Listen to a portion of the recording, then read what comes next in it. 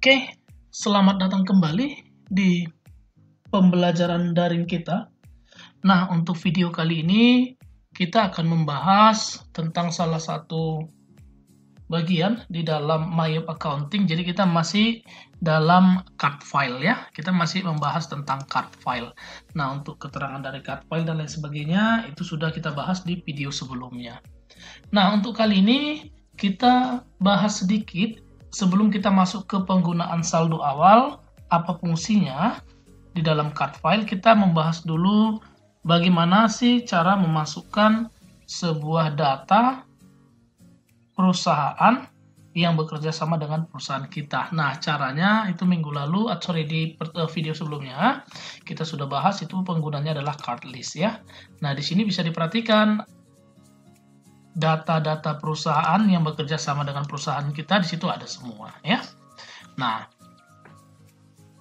untuk memulainya kita bisa pilih pada bagian new. Misalkan sebagai contoh kita akan masukkan sebuah data, ini Bumi Putra namanya, itu sebagai customer kita, maka kita pilih di sini card type-nya adalah customer.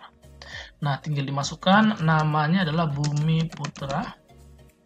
Lalu kita masukkan aja misalkan kodenya C-005. Nah, untuk alamatnya kita akan cek kembali Jalan Iskandar Muda. Maka di sini kita bisa buat Jalan Iskandar Muda. Lalu yang berikutnya untuk kota itu DKI Jakarta ya. Berarti situnya Jakarta DKI, kode posnya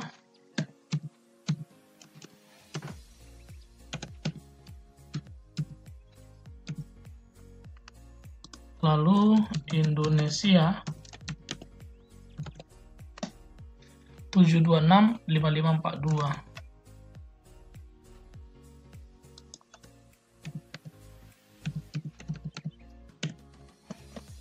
Lalu siapa yang bisa kita hubungi dari mereka itu adalah si Manisih. Berarti kita buat di sini Ibu atau Miss, terserah ya.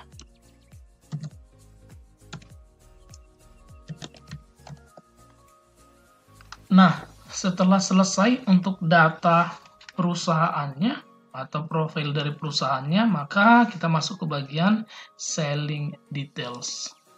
Nah, dalam hal ini misalkan setiap transaksi di Bumi Putra nanti bagaimana untuk kesepakatan kredit dan lain sebagainya, nanti akan kita bahas juga, kita review juga.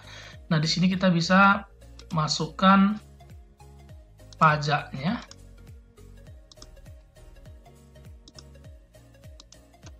Lalu setelah itu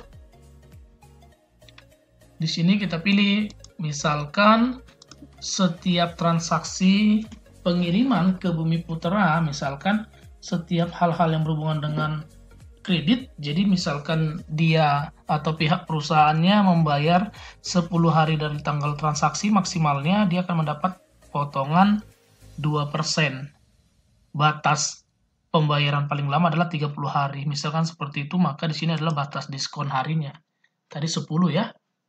Lalu batas pembayaran maksimalnya adalah 30 hari. Lalu diskonnya tadi jika menepati batas diskon hari mendapat 2%. Nah, inilah kira-kira cara untuk melakukan pengaturan di dalam card file itu sendiri. Nah, sekarang kita akan membahas bagaimana cara memasukkan saldo awalnya.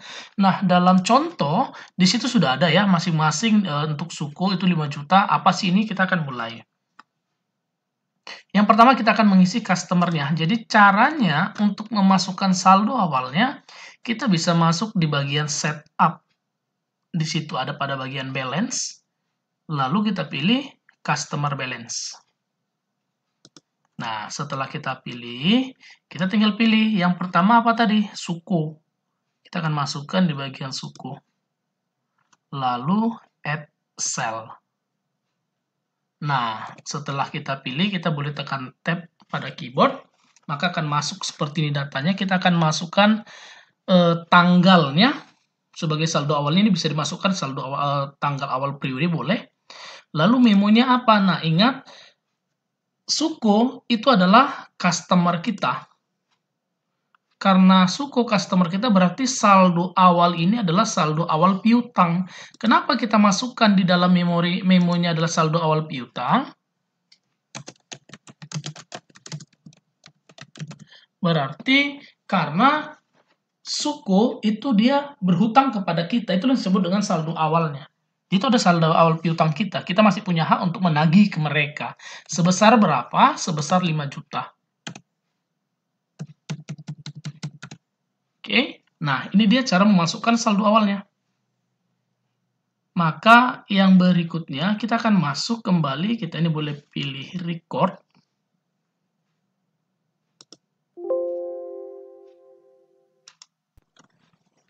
Oke, tepatnya nggak masalah.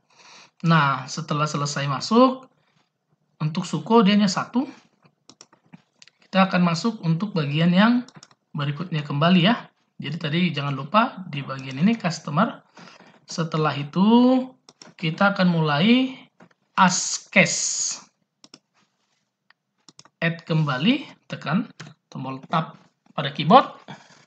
Tetap sama saldo awal piutang. Jadi semua yang bekerja sama dengan perusahaan kita itu adalah piutang kita.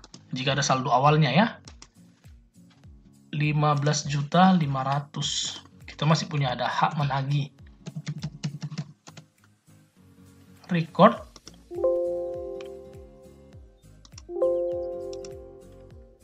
Oke. Nah, kita lanjut bagian yang berikutnya. Setelah itu kita akan lanjut setelah as cash, maka PT Sinar Jaya sebesar 10 juta. 10 juta. Saldo awal piutang.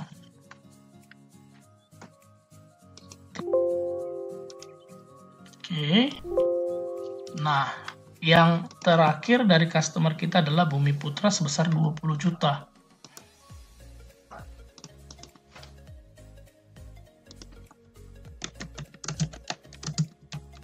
Jadi semua keterangannya adalah saldo awal piutang ya.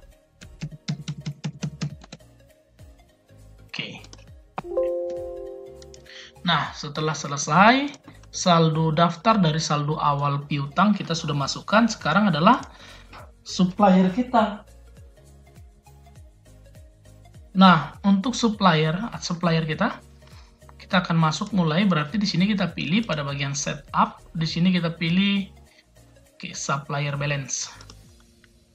Nah, kita mulai bagian yang pertama. Indofarma 4 juta.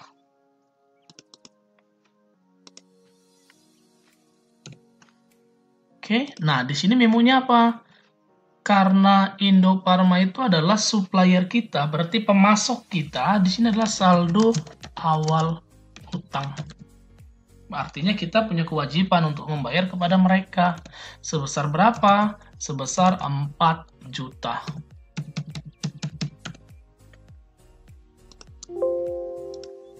Selesai. Kita masuk ke bagian yang kedua. Sukaparma 5 juta.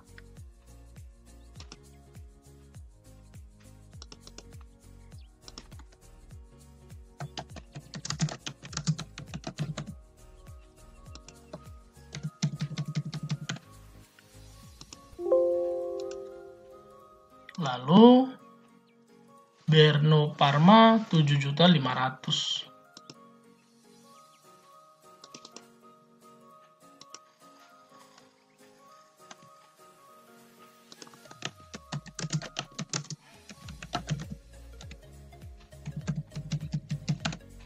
Nah, oke. Sehingga di sini nanti daftarnya sudah ada setiap saldo-saldo. Nah, inilah kira-kira cara memasukkan saldo awal sesuai dengan materi pembelajaran kita hari ini. Memasukkan saldo awal hutang, baik maupun saldo awal piutang, di mana saldo awal hutang itu adalah setiap supplier kita, artinya kita yang punya kewajiban untuk membayar. Saldo awal piutang itu adalah customer kita, di mana kita punya hak untuk menagih kepada setiap customer kita. Nah, demikianlah video pembelajaran kita. Semoga video pembelajaran kita ini bermanfaat bagi kita semua. Terima kasih.